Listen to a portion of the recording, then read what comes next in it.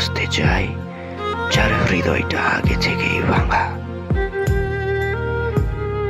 আমি সেই ভেঙে যাওয়া হৃদয়টাকে নিজের মতো করে গড়ে নিতে চাই, যাতে সে নিজের অস্তিত্ব আমার মাঝে খুঁজে দিতে পারে।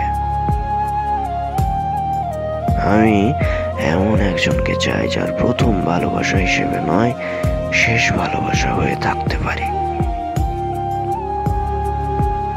যে ভালোবাসা মৃত্যুর আগে পর্যন্ত আমার জন্যই সীমাবদ্ধ থাকবে।